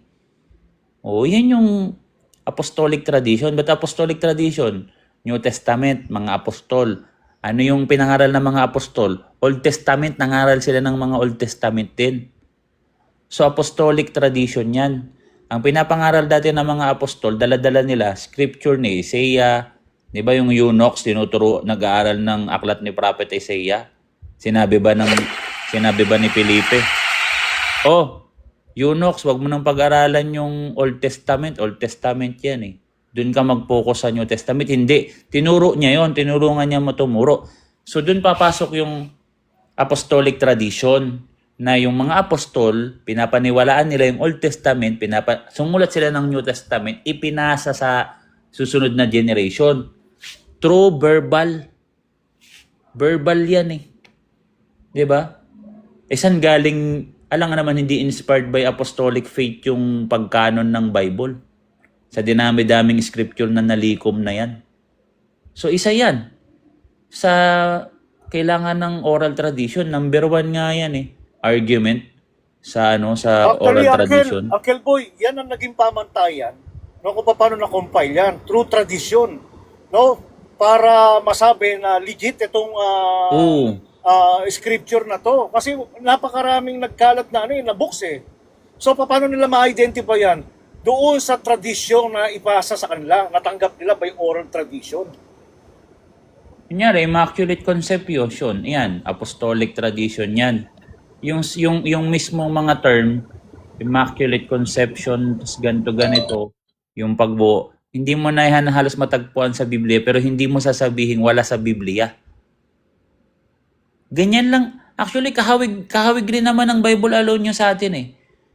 Hindi nga lang tayo nakakulong talaga. Hindi talaga yan magagamit yung salitang Bible alone. Pero kung titidnan mo yung pananaw ng Catholic Church, biblical lahat ng sinasabi nilang oral tradition. Kaya nga mahirap talaga maghanap na rin. Sabihin ng mga Protestant, saan naman yung oral tradition na hindi nakasulat sa Bible? Sa tutusin, mahirap talaga maghanap niyan. Ang mabigay dyan, yung 73 books, number 1. Tsaka yung mga tinatawag na pious tradition. Yung pious tradition, hindi talaga nakasulat yun. Mga pious tradition, yung iba dyan. Yun yung mga pious tradition, mga minor yun. Pwede hindi paniwalaan. Pwede mong paniwalaan yung mga eksaktong detail. Pero mahalaga yun ang makatulong. Uncle Boy, no? Nasa talata rin naman, no? Na yung oral tradition kasama sa 2 Thessalonica 3:15, no? Ang nangyayari so, kasi, talagang oral tradition doon. akala nila, pag may oral tradition, akala nila parang yung Bible, kinukontra, tinututulan, or kung ano pa man, dinadagdagan. Hindi, magkayakap yan eh. Diba? Actually, sumasalamin yan sa isa't isa. Kung gaano kabanal yung oral apostolic tradition by deposit of faith, ganun din yung written pag pinignan mo sa CCC. Same lang ng level yan. Kunyari, Trinity. Pasok yan, oral and written yan. So, ibig sabihin yung Trinity, half truth, half truth lang kasi based lang sa oral yung iba, based lang sa written yung iba. Yung oral, hindi totoo. Yung written, totoo. Half truth. Ganun ba yun? Yan yung Trinity, hindi naman yan, hindi yan Bible lang eh. Binuo yung Trinity, hindi Bible lang. Actually, Uncle Boy, kung mababasa mo sa 2 Thessalonica, hindi naman sinabing or eh. Sinabi ron and, no? Yes, at oral and written. So magkasama yan, dalawa.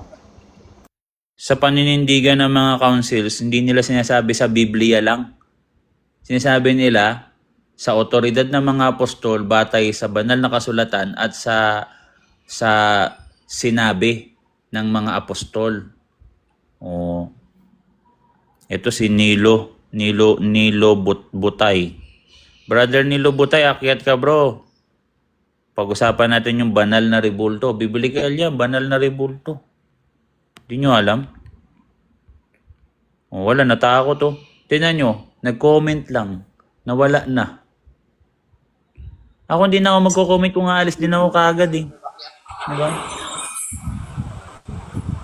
Naku. Ha ha ha, ikaw lang ba may alam sa Bible? Catholic Church lang ang may tamang kaalaman sa Bible. The rest, half-truth na. Kagaya mo. Yan talaga yung paninindigan namin. Kaya nga ibinawal yung private interpretation eh. Kung lahat pala ng tao makaintindi ng Bible, bakit ibabawal ng Catholic Church yung private interpretation? Eh lahat pala ng tao may antas na intindihin yan ng sarilinan. Kaya yung pinapaunawa sa inyo ng ng mga pastor nyo na pwede private kasi ang papunta yung niya ni Nilo Butay, papunta yan sa private interpretation yung argument niya na ikaw lang ba ang may alam sa Bible? Kami rin may alam. Ganon, parang ganon. Kami rin, kaya rin naming intindihin yan. Wow. E di, dapat sana nagkaisa na tayo lahat. Eh, mahirap nga i-interpret yan. Katunayan, ang dami nyo, pagkakaiba kayo lahat. So, nagkakamali. Nagkakamali ng interpretation. May nabubuong maling doktrina. At matagal ng problema yan ng Katoliko. May mga lumalabas na ng mga heretic. Nagbe-base naman sila sa Bible. Diba? Yung mga Arian, nagbe-base naman yan sa Bible eh. Nestorian, nagbe-base din sa Bible. Nagkakamali pa sila. Kasi hindi sila kaisa ng pananampalataya ng magisterium. Kaya may councils. Sila yung magsasabi, alin ang tama, alin ang mali. Sinong papaniwalaan ng tao kung lahat yan mag-i-interpret tas magkakaiba ng paliwanag? Sino kang papaniwalaan? Dapat merong simbahan na gagabay sa church. Hindi yung kanya-kanya. Diba? Ako, in-interpret ko pa mag-isa yan. Yung Bible? Ano ko, propeta? Siguro kung propeta ka siguro eh. Maintindihan mo siguro yan eh. Kakausapin mo yung Diyos. Lord, ano po yung yung interpretation sa verse na to. Pwede siguro yun. Eh, sa Old Testament lang yun eh. Old Testament, hayahay eh. Kasi Old Testament yung propeta, kung anong sabihin ng propeta, final authority yun. Propeta yun eh. Pera na lang kung false prophet yan. Diba? Eh, bagay, may mga propeta kayo eh. Propeta nyo, sasabi, dadating na si Kristo. Bandang huli, walang dumating eh. Ay, welcome muna natin ang ating paboritong uncle, si Uncle Don Juan. Gandang hapon sa inyo. Yo, Kel, kumusta? Idol ko to si Don Juan. Oo, Wala, bawal yan. Idolatry yan. Exodus 20 verse 4. Idol lang naman, hindi naman latria eh. Idol lang naman. Rebulto yan eh. Rebulto ka ba? Hindi ka naman gawa ng kamay eh. Nakakapagsalita ka naman eh. Paggawa ng kamay, bawal. Ganun pala yun. Pagka may bibig, hindi nakapagsalita. Diyos-Diyosan yun. Ito si Nilo Butay yun. Sige, pag mag-comment mo, Nilo Butay ah. Mute kita dyan, hindi ka makapag-comment bro. Akit ka na lang dito. Mute kita ha. Kasakit ka dito bro. Pag-usapan natin yan. Itong mga protestante na to eh, no? Kung ano na lang kino-comment eh. Ay, trip nila yan. Hayaan nyo na. Ganyan yan sila.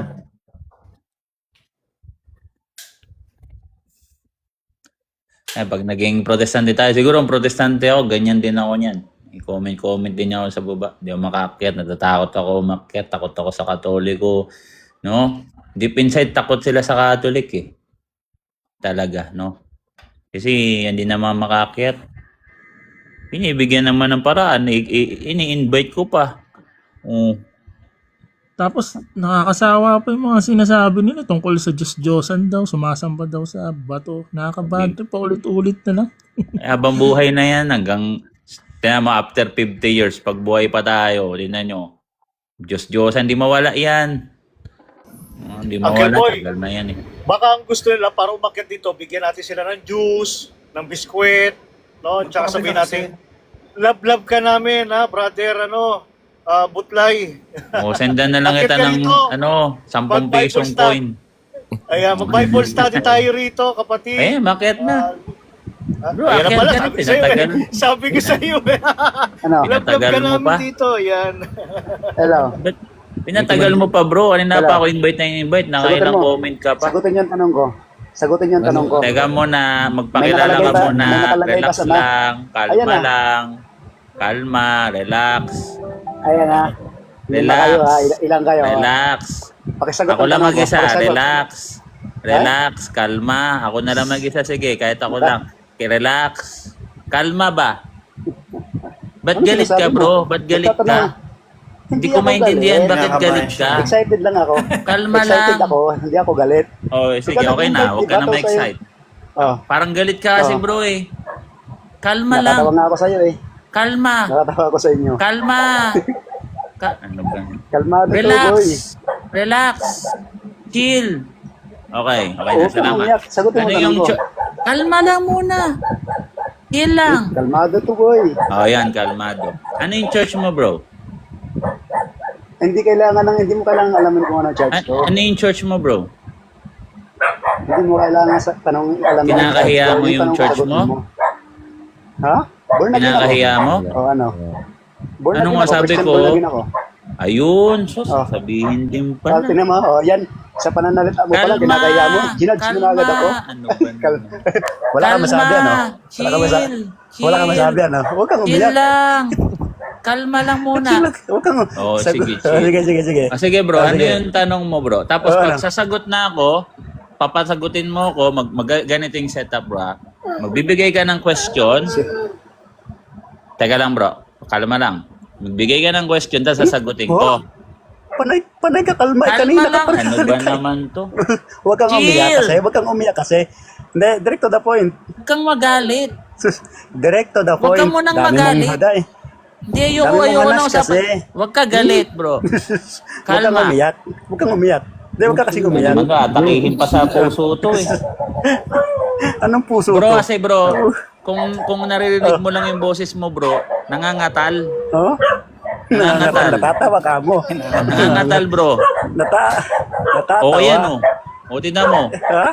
O, di ba nangangatal Huwag kang siya? umiyak. Eh, nangangatal na nga ang boses mo, ako pa iiyak. Teka, mute mo na ito bro. Ganito bro. Concern ako sa inyo pag umakyat kayo dito. Tingnan nyo yung emotion mo.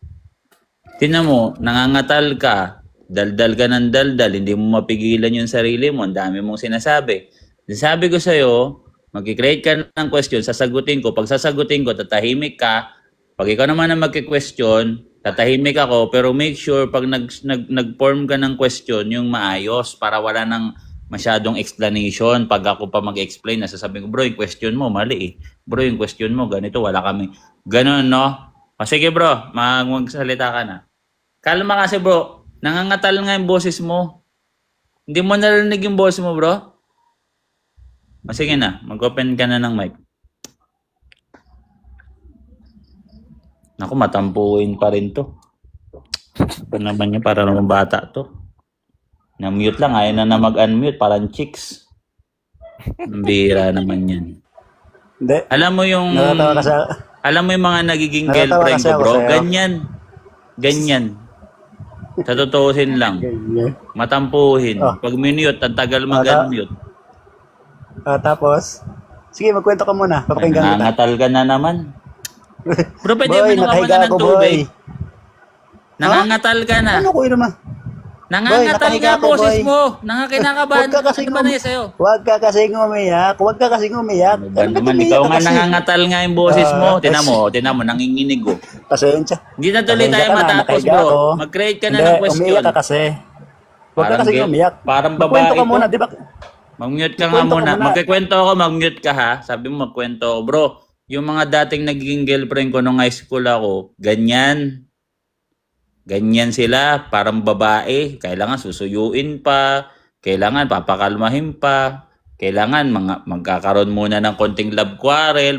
Huwag ka umiyak, huwag ka umiyak. Ano ba yun? Uncle Boy, yung nga ng pagpapakit mo kanina, hirap na hirap eh. Para naman chicks to. Huwag ka umiyak. Kailangan susuyuin mo Chicks. pa. Kailangan may Chicks, silog, konting Uncle. away. Ang bira. Kailangan muna mag-aasaran muna tayo, bro, bago tayo magtuloy mag-usap. Hindi, Ganun Uncle ba? Boy, ganyan yata sila mag-Bible study sa kanila, Uncle. Yung aasarin mo muna. Manong magtanong, tas kalma. Makipag-usap ng maayos. Kailangan may konti pang espadahan. Ang bira naman buhay ko. Pwede mag-relax ka, mag-open ka ng mic, tapos magtanong ka na. Sige, question. Gintay ako.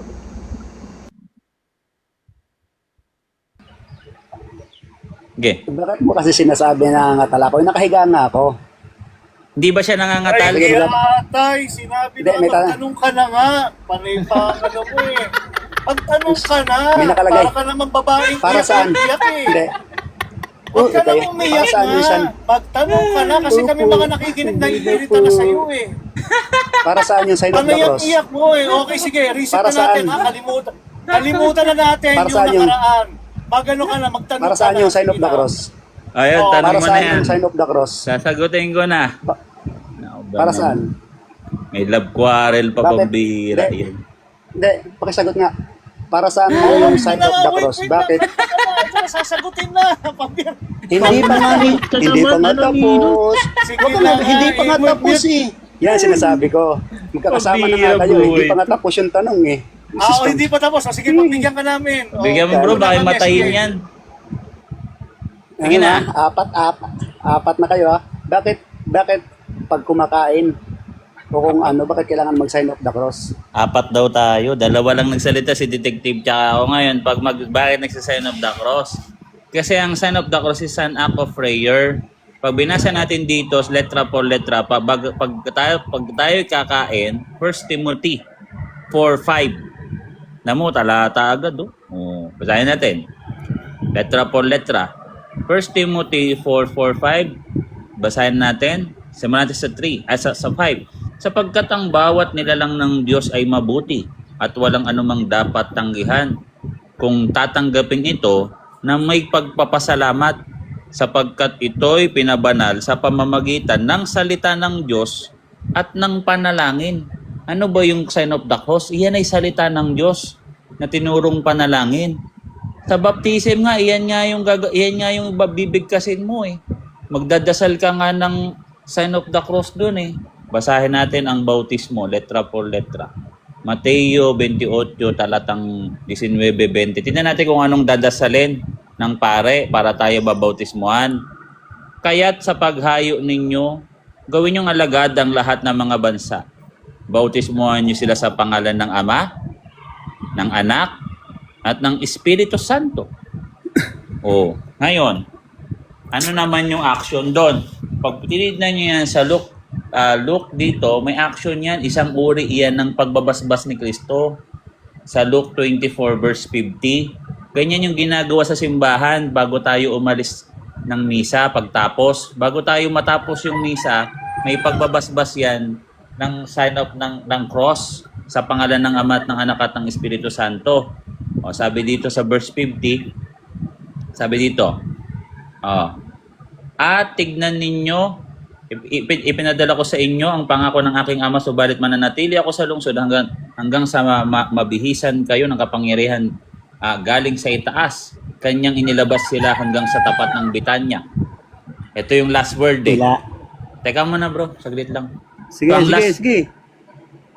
Sige, salamat. So ang last word dun sa Matthew 24 verse 28, 19-20, bautismuhan nyo sila sa ngalan ng Ama, ng Anak, ng Espiritu Santo. 'Di ba? Dito naman, kanyang inilabas sila hanggang sa tapat ng Bitanya, sa itaas nila. Itinaas niya ang kanyang mga kamay at sila'y binasbasan. So 'di ba, ano yung last word doon? Pagbabasbas, ano 'yun? Sa ngalan ng Ama, ng Anak, ng Espiritu Santo. Tingnan niyo yung phrase bago tayo umalis, yung last word ng pare. 'Di ba? Tanggapin nyo, magsuyuko kayo lahat, 'di ba? So binabasbasan tayo sa ano? Sa pangalan ng Ama at ng Anak at ng Espiritu Santo. So yun yung sign of the cross ng pare. Ngayon, sa sarili natin, Pag magdadasal tayo, ano laging ginagawa natin? No? Pag Bakit? tayo ay binabasbasan. Oh. Basahin natin itong sign of the cross. Wait Ito lang. sa Galatians. Sige. Teka lang bro. Saglit na lang to bro. Saglit lang kasi mahaba yan. Isang Sige, topic sige. yan eh. Sign of the cross sa amin. Isang buong Sige, paksa sige. yan eh. O, tingnan natin sa Galatians 6. Galatians 6 verse, ano ito, may related to sa mark of the cross eh. Kasi tanda ni Kristo yung sign of the cross, di ba? Wala naman tututol. Ang sign of the cross ay tanda ni Kristo. Si Kristo man yung pinako diyan, hindi naman ibang tao na ibang cross, sabi dito. Buhat ngayon ay huwag akong guluhin ng sino man sapagkat taglay ko, dala-dala ko sa aking katawan ang tanda ng paghihirap ni Jesus. Ano yon? Ano yung tanda ng paghihirap ni Jesus? Sa 14. Subalit huwag nawang mangyari sa akin na ako'y magmalaki maliban sa krus ng ating Panginoong Kristo. So yung paghihirap niya, dinadala niya sa katawan niya yon. Ultimo nga yung garuti siguro, kung gagarutiin siya, feeling niya, tanda ni Kristo yun. Kasi si Kristo sa naghirap sa krus. So dala-dala niyang nakalimbag sa kanyang katawan ang tanda ng paghihirap ni Kristo. Ano yun? Yun yung krus na kanyang pinagmamalaki na sa pamamagitan yun ng sanlibutan ay naipako. Ngayon, paano itatanda? Paano mo ipit yung krus sa katawan mo? Una, yung ama, syempre, mababasa natin yan sa Revelation 22 verse 4. Ano yan eh? Yan yung pangako na makikita natin ng ama sa pamamagitan ni Kristo. Wala pang nakakita sa ama, pero yung pananampalataya natin, papunta na yun sa beatific vision pag napunta tayo ng langit. Yun yung ating inaasahan. Kaya sabi doon, Revelation 22 verse 4, Yo, Uncle, what's up? May bisita tayo dito, si Nilo Butlag. Ay, Ay, nandito pala si Uncle Nas. basahin ko nga muna. Butay. Si Nilo Butay, tinuturo ako ng sign of the cross, bro. Baka mahulog, Uncle, na nagkakape. Hayaan mo na siya magkape. Yung mga tao na lang. Tingin ko, di rin talaga papasok sa isip niya to. Umaasa lang ako eh. May pag-asa lang ako na baka maintindihan niya. Pero sa totoosin lang, yung ano, hindi na ako umaasa bro eh. Ayoko nang umaasa. No? Sabi dito, at makikita nila ang kanyang mukha, ito yung inaasahan natin, at ang kanyang pangalan ay masusulat sa kanilang noo. 'Di ba? Yung Diyos na, yung unseen God na makikita natin sa ano, yan yung nature ng Trinity. Oh. Kaya yung ama nasa noo, yung anak, yung Emmanuel nasa sinapupunan ni Santa Maria. 'Di ba sa tiyan? Luke 1 verse 31. Naku, bumaba na. Wala na, Uncle. Si, Nahulog ano, na. may bisita tayo, Uncle, si Sabang. Hindi, Catholic to si Sabang. Catholic to rin to. Pero pag isa, Uncle, si, ano, si Kalingkod. Kalingkod na yung church mo, bro? Kalingkod? O3? Church po. Ayun, Catholic Church. Catholic din pala. Okay, welcome, Ang hirap welcome sa live. Ang hirap pang pakalmahin, bababa lang pala. Ang Parang bira babae, naman. Uncle. Chicks. Parang Ganyan yung babae, chicks. parang bubulahin ko pa muna eh. Parang gusto Parang mag-away Ganyan yung muna kami. susuyuin ko, Uncle. Iwanan ko na yan. Oo, Uncle. mag-aaway muna kami, mag-asaran muna kami bago kami magtanungan. Pag Ano ba ganyan yung naman? chicks ko, naku, iwanan ko na lang yan, Uncle. Pag nandito ba ako para makipag-ano sa inyo, utuan? Ano ba naman yan? Parang Saan kayo, brother? hindi ko sinasabi yung address. Ano? Tagan. Maynila. Bira naman to mga protestante na to. Kabilang din ako sa pan, brother, sa Saan bro? CFD Uy, shoutout sa mga Alaminos. taga CFD. Saan? Hagunos? Diocese of Alaminos, brother. Oh, yun, no? Sige, tuloy nyo yan. Buti, may CFD na dyan, no? Palaganapin nyo, bro, no? Lahat ng mga apologetics na mga, mga grupo. Sana lumaganap kayo na lumaganap. Oh, brother. Tignan nyo yung mga CFD na yan, guys. Pag umakyat sa live, hindi mo yan kailangan bubulahin. May argument yan. Tinuruan niya ng mga apologetics. Di ba tinuturuan kayo, Todd? Oh, brother. Oo. Hindi mo kailangan yan, mag-away muna kayo para kayong may love quarrel muna, then parang nasa movie ba? Una, magsisimula sa asaran. hanggang tampuhan. Bago kayo mag-uusap eh. Ang birang buhay ito. Born Ang again. tempo, yung pagpapakyat nga natin kanina, kailangan susuyuin mo pa. Oo, Bibigyan mo tol, pa ng soft drinks, ng biskwit. Aba, yung makyat. Umakyat. Ang pira na narinig yung merong may pa-soft drinks, no? may pa-juice, umakyat. Galit pa nga. Kala mo naman, inaaway. No? Ano, wala na. Ay, pagod na ako sa mga to. Hindi na tayo.